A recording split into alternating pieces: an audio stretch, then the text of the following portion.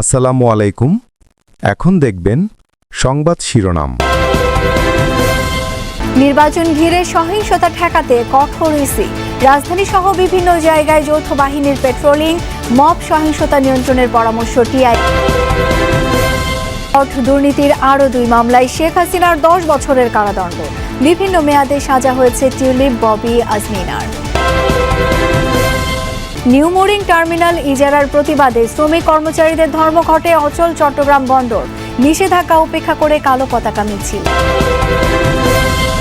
নির্বাচন সুষ্ঠু ও শান্তিপূর্ণ করতে সারা দেশে আইন শৃঙ্খলা বাহিনীর 9 লাখের বেশি সদস্য দায়িত্ব পালন করবে, জানিয়েছেন স্বরাষ্ট্র উপদেষ্টা মোহাম্মদ জাহাঙ্গীর আলম চৌধুরী।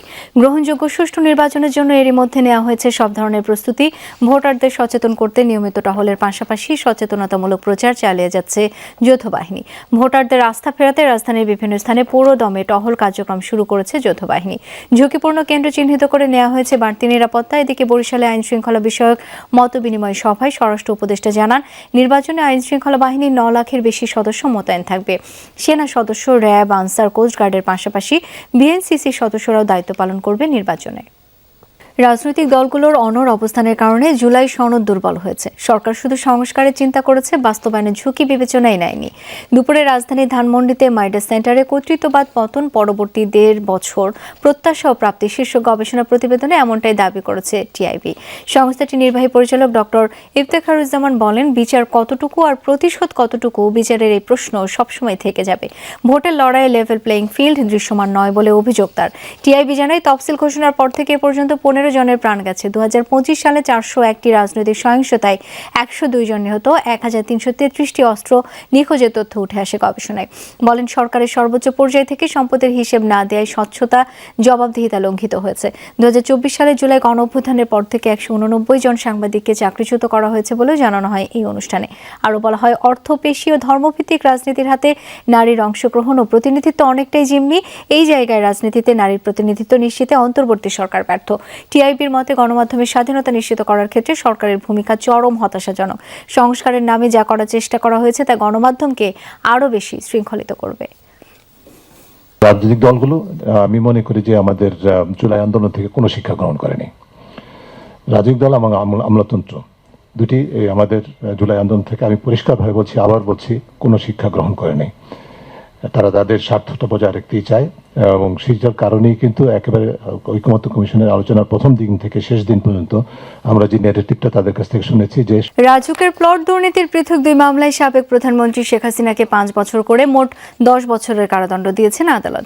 সাবেক প্রধানমন্ত্রীর পরিবারের বিরুদ্ধে প্লট দুর্নীতির আরেক মামলার রায় দিল আদালত। শেখ হাসিনার সঙ্গে এবার তার 2 ভাগ্নিকেও দোষী সাব্যস্ত করে সাজা দেওয়া হয়েছে। যার নামে প্লট, সে আজমিনা সিদ্দিক রূপন্তীকে দেওয়া হয়েছে 7 বছরের কারাদণ্ড। তার বোন ব্রিটিশ এমপি টিউলিপের 2 বছর করে 4 বছরের কারাদণ্ড হয়েছে। এই মামলায় রাদওয়ান মুজিব সিদ্দিক, ববিরও 7 বছরের সাজা হয়েছে। এছাড়া রাজুক ও গণপূর্তের সাবেক 18 কর্মকর্তাকে 2 মামলায় 10 বছর করে কারাদণ্ড দেওয়া হয়।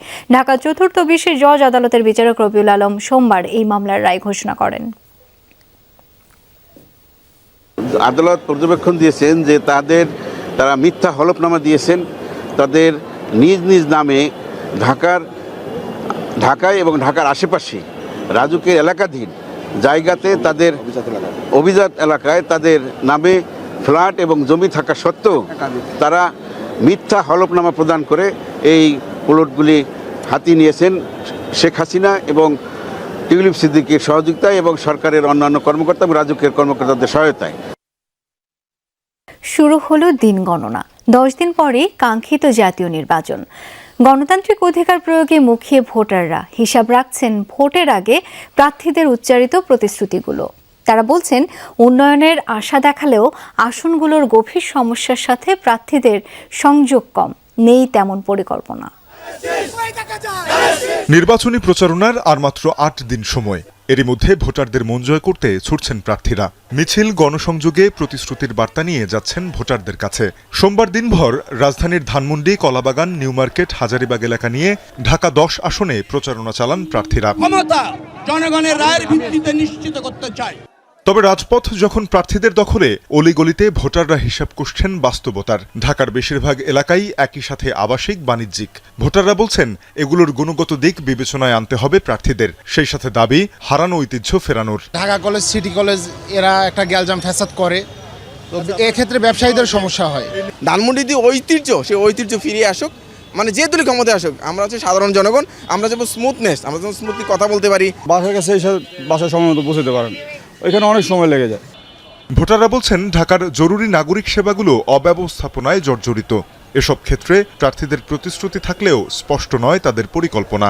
ডামাডোলের আড়ালে প্রার্থীদের ভাবনাতেই নেই অনেক সামাজিক সমস্যাও। জলাবদ্ধতার কথা বলেছেন, তারপরে অন্যান্য সমস্যাও কিছু বলেছেন। না করলেও কিছু করার থাকে, না করলেও কিছু করার থাকে না, এটাই তো আর কি। মিথ্যা কথা ভোট নেয়, নিয়ে মনে করেন প্রতিশ্রুতি রাখে না। অনেক মন্ত্রী এমপিও গেছে, তো কোনো পাইনি আমাদের এখানে যে একটা খেলার মাঠ, একটা বাচ্চাদের মধ্যে সুব্যবস্থার মধ্যে খেলার মাঠ, এরকম কোনো ব্যবস্থা হয় না। যারা প্রার্থী হয়, যারা সংসদে যাবে, তারাও চিন্তা ভাবনা করবে যে এখন যে ভালো কাজ করার জন্য তাদের চেষ্টা করবেই। ঢাকায় এলাকাভেদে লোক সমাগম, যানজটের তীব্রতা অনুযায়ী আলাদা পরিকল্পনা প্রয়োজন মনে করেন ভোটাররা। ভোটের বাকি আর মাত্র 10 দিন। প্রচারণায় প্রার্থীদের দম ফেলার ফুরসত না থাকলেও ভোটাররা অনেক বেশি সচেতন এবং চিন্তাশীল। তারা বলছেন একজন প্রার্থী তার নিজ সংসদীয় আসনকে কতটা চেনেন, কতটা আন্তরিক সেই এলাকার সমস্যাগুলো নিরসনে তার বিবেচনাতেই পাবেন ভোট।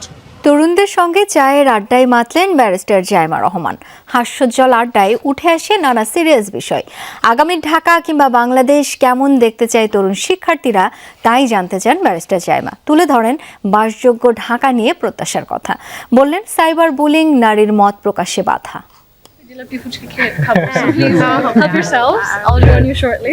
একবার এই টেবিল তো আবার অন্য টেবিলে। রাজধানীর বিভিন্ন প্রাইভেট বিশ্ববিদ্যালয়ের শিক্ষার্থীদের সঙ্গে মন খুলে আলাপ করলেন তারেক জুবাইদা দম্পতির একমাত্র উত্তরসূরি ব্যারিস্টার জাইমা জার্নাজ রহমান। আপাতত এমনিতে আপনারা যদি বন্ধুদের সাথে আড্ডা দিতে চান, কোথায় যান? ঢাকায় তো আড্ডা দেওয়ার জায়গা। শিরোনাম চায়ের আড্ডা। বনানী ডিওএইচএস মাঠে, তাই ছিল না ধরা বাঁধা বিষয় বা ইস্যু। বৈঠকি মেজাজে জাইমা রহমান শুনলেন, জানলেন, বুঝলেন তারুণ্যের মেট্রোপলিস ভাবনা। মন খোলা আলাপচারিতায় মেলে ধরলেন নিজের চিন্তা আর অভিজ্ঞতার ডালি। ওই ধরনের চাকরি, ওই ধরনের অ্যাক্সেস শুধু কিছু জনের কাছেই রয়েছে। We have to open it up, the platform. Zaima Rahman শঙ্কিত সাইবার বুলিং নিয়ে। শুধু আইন নয়, জোর দিলেন এর প্রয়োগ, সচেতনতা ও সামষ্টিক জ্ঞানের উপর, যা নারীর মুক্ত মত প্রকাশের সুযোগ করে দিবে। অন্যদেরকে ওভাবে অ্যাটাক করতে না, সারাক্ষণ ক্ষতি করতে না, বুলিং করতে না কোনো দিক থেকে। আচ্ছা ঠিক আছে, মানে we can all live coexist peacefully side by side. Cyber bullying এর জন্য আরও মানে মহিলারা যে মানে মত প্রকাশ করবে, ভাবচিন্তা প্রকাশ করবে, ওটা করার মানে সাহস থাকে না। রিপোর্টিং এর ওইরকম কোনো স্টেপ নেয়, যদি থাকে ওটার ব্যাপারে মানে মানুষদেরকে তো জানতে হবে। অথবা মনে করেন স্কুল থেকে যদি শেখানো হয় যে এটা হলে এটা করতে লাগবে। নগর পরিকল্পনা নিয়ে নিজের মতামত ও দৃষ্টিভঙ্গির কথাও জানান জাইমা। গুরুত্ব দিলেন সড়ক নিরাপত্তায়। তারুণ্যের শক্তিকে কাজে লাগানো, মেধা পাচার রোধ, চাকুরির নিরাপত্তার মতো বিভিন্ন বিষয় উঠে এলো আড্ডায়।